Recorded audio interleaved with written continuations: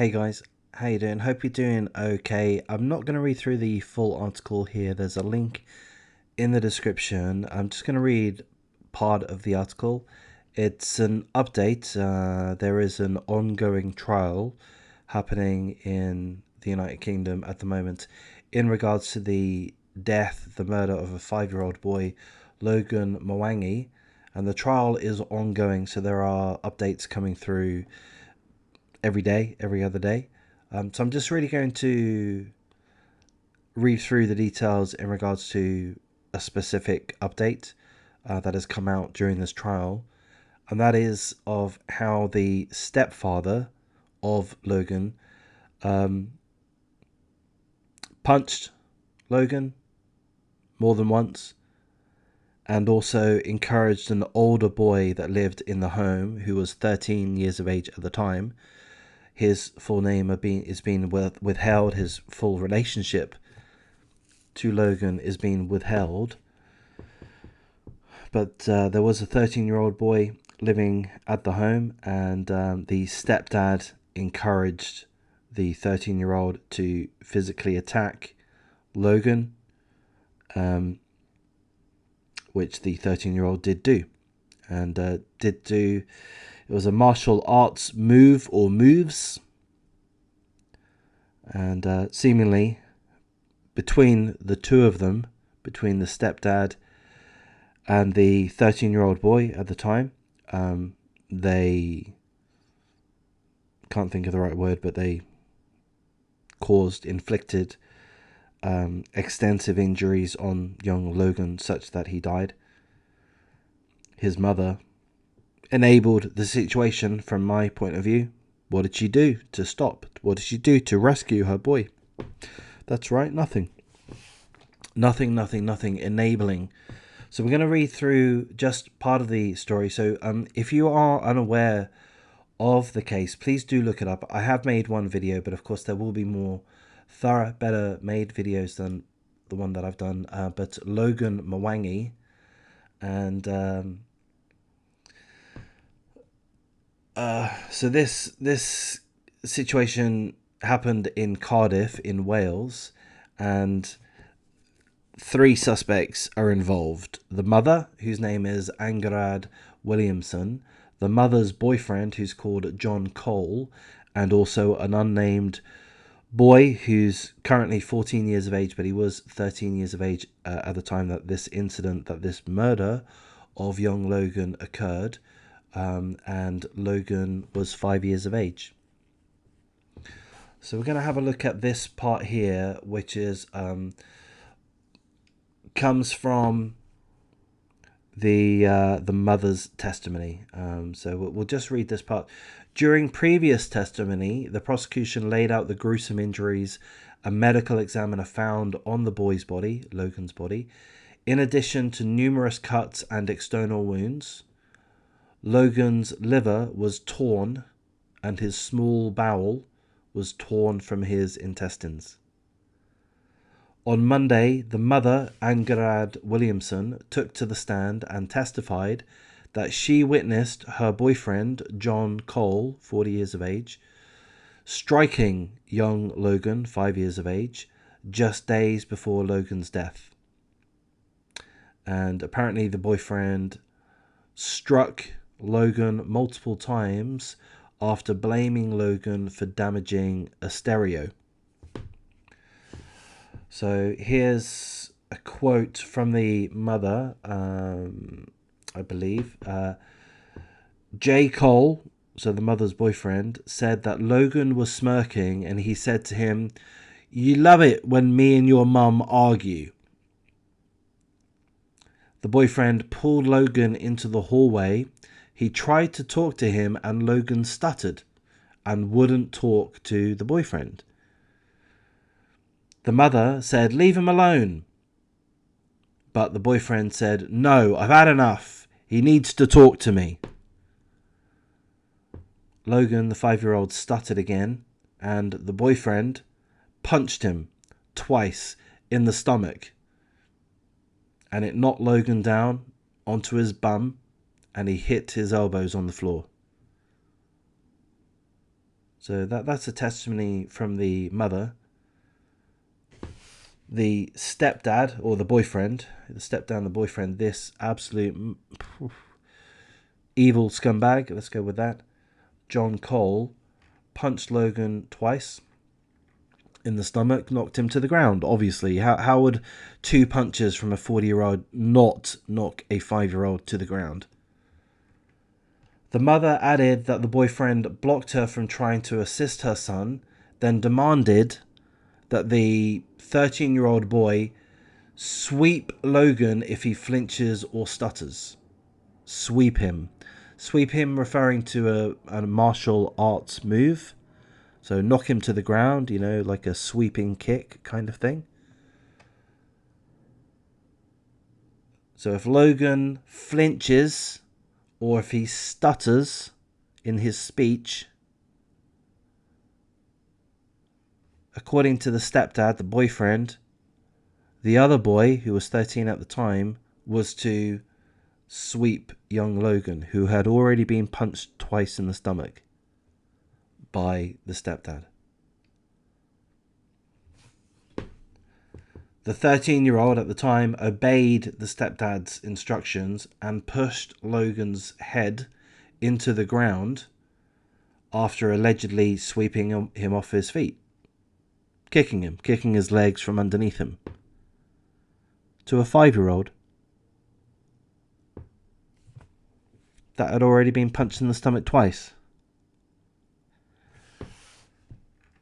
To a 5-year-old who the medical examiners say had numerous cuts and external wounds, a torn liver, and his small bowel being torn from his intestines. The 13-year-old is sweeping him off his feet, kicking him, basically, to the ground at the request of the stepdad.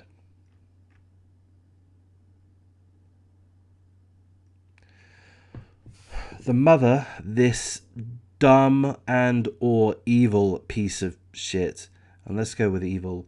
The mother testified that the victim didn't appear to be in pain the day after, that Logan, her 5-year-old son, didn't appear to be in pain the day after. Oh, everything must be fine then. Although he wasn't hungry and he refused to eat. The following day, Logan died.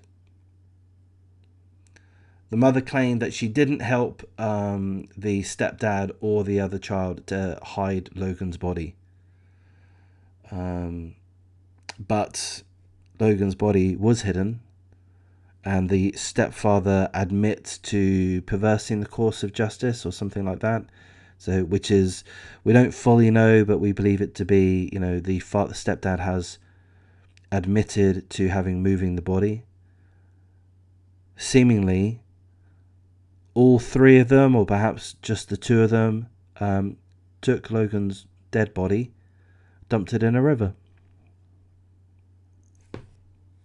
to try to cover up the fact that he died because of the beatings at the hands of the family, which, according to the mother's testimony, is due to the stepfather and the 13-year-old boy. So I'm going to wrap things up there. As I say, there are more details within the article, but I just wanted to go over this aspect here of the mother testifying within the court and within the trial, and this is an ongoing trial, so there's more days to come.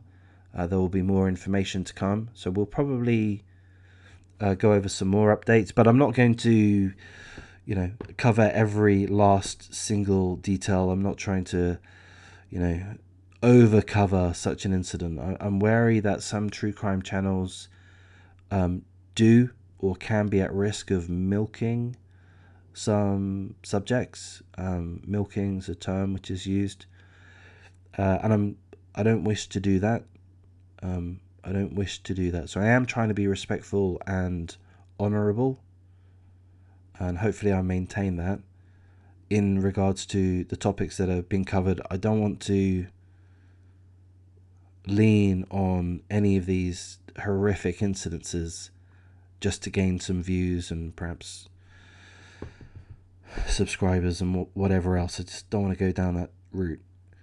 I want to cover these topics, but I want to make sure that it's done respectfully. And I'm not quite sure exactly how to do that, but I think I'm doing it. So I'm going to wrap things up here. There is a link in the description. Of course, what an absolute fucking sickening tragedy. The stepdad clearly, well, I mean, if we're to believe the mother's testimony, which I do, the stepdad's an utter word that most of you guys don't like, the C word. Utter evil scumbag piece of shit. Motherfucker, C word.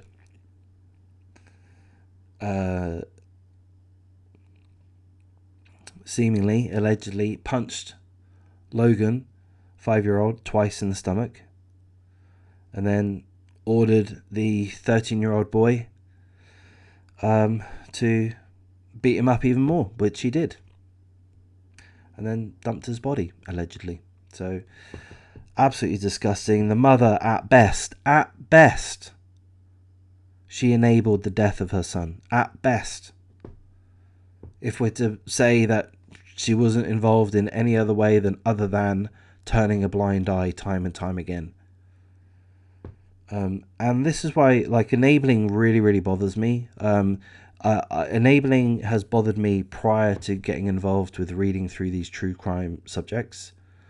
I would say that I've been a victim of enabling. I would say that people turn a blind eye to people's behavior, bad behavior. And when that happens, the bad behavior continues, and it can escalate. It likely escalates, not necessarily, but almost certainly when bad behavior is enabled, the bad behavior continues. So there's going to be a victim.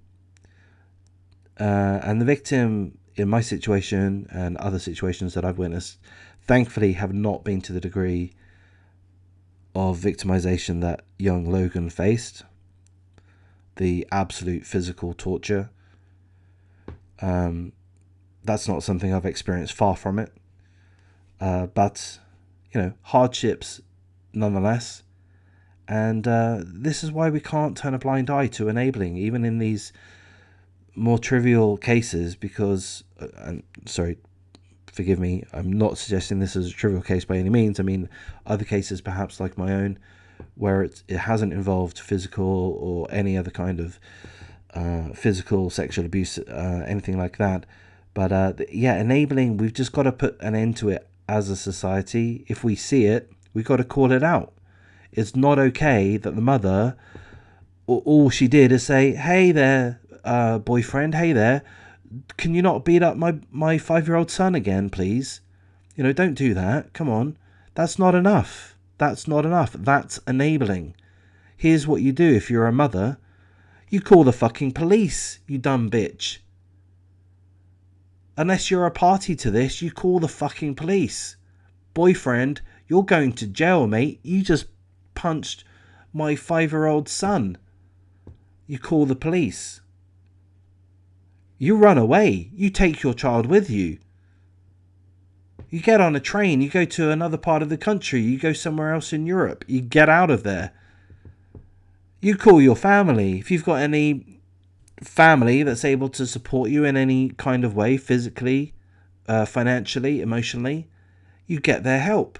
And if that means that you have to move back with your parents or your auntie or your uncle up until you're able to land back on your feet and get a more stable place of your own, then fine, that's what you have to do. You do not allow these things to continue unless you're prepared for victims to carry on being victimized. So that's why we've got to put an end to enabling. It just has to be stamped out. If you see enabling in your family, amongst your friends, wherever it is, do what you can to stamp it out. Look, none of us are going to be perfect. We're all humans. We're not going to be perfect. Maybe I'm overstating things a little, but in general, enabling just enables. It allows these things to persist and they escalate. And in this case, the mother seemingly, in my opinion, enabled the boyfriend and the older boy within the house to continually, repeatedly, physically attack as well as emotionally attack, but physically attack young Logan, age 5, maybe age 4, maybe age 3, who knows when this abuse started, seemingly on an ongoing basis to the point that he died. To the point that the medical examiners informing us that his liver was torn and that his small bowel was torn from his intestines. Those are no small injuries, mother. That's what happened to your child in front of your own eyes at the hands of someone that you call your boyfriend. So I'm going to throw another thing in here. I know I'm repeating myself. I'm going on a ramble. I just made a video in regards to Holly Vines, a woman that was shot dead in Texas. The suspect is arrested. The suspect is her boyfriend. Holly Vines was discovered by her ex-husband and her 2 children dead in her garage. Why am I talking about that? Because when I was going over that article, and I made that video just 20 minutes ago, I went on a rant which I'm going to repeat now, and that is, ladies, I'm hesitant to call this lady a lady. She's not a lady. She's a fucking dozy C-word, bitch, evil scumbag piece of shit. But ladies, you have to choose your partners more carefully. What the fuck are you doing? How the hell? I don't understand what is going on. Why, if you're a woman, if you're a lady, and you want to have a partner, that's perfectly natural, perfectly normal. Why are you hooking up with, starting a relationship with, maintaining a relationship with someone that is either a criminal and or violent? Why are you doing that? How dumb are you? How irresponsible are you? How immoral are you? Why are you doing that? Oh, I just want to have a boyfriend. Fucking find another boyfriend. You know, I'm not articulating myself particularly well right now. But women, and this doesn't only apply to women, but seemingly it applies to women more than it does to men. But women, choose your partners a lot more carefully than you do. If you hook up with, have a relationship with somebody that's a criminal, a man or a woman that's a criminal, or a man or a woman that's violent, then guess what's going to happen? Crime and violence will happen. So why don't you protect yourself? And if you have children, why don't you protect your children by not having a relationship with violent criminals? Why don't you give that a go? And if that means that you have a relationship with some guy down the road who's not that sexy, that's, you know, isn't that successful, doesn't drive a flash sports car or whatever, that doesn't quite excite you in the same way, but he provides you with companionship, support, whatever it is, why don't you just give those guys a go? Or don't, you know, just be celibate, be single, but whatever, just don't continue to have relationships with violent men. How about giving that a go, ladies? I'm going to wrap things up here. If you do like this type of content, please do show me some support, and a lot of you are. I really, really appreciate that. Like, comment, subscribe, share the video as you see fit. If I start doing live streams regularly, which I am hoping to do, please come up and say hello on panel. If that's your kind of thing, if you want to stay and chat on panel, that would be great. And we'll see how that develops. And oh yeah, I'll wrap things up. So take care, guys. Take care. Be safe. Be kind to yourself. Be kind to your family and others. And I'll thank you for your time.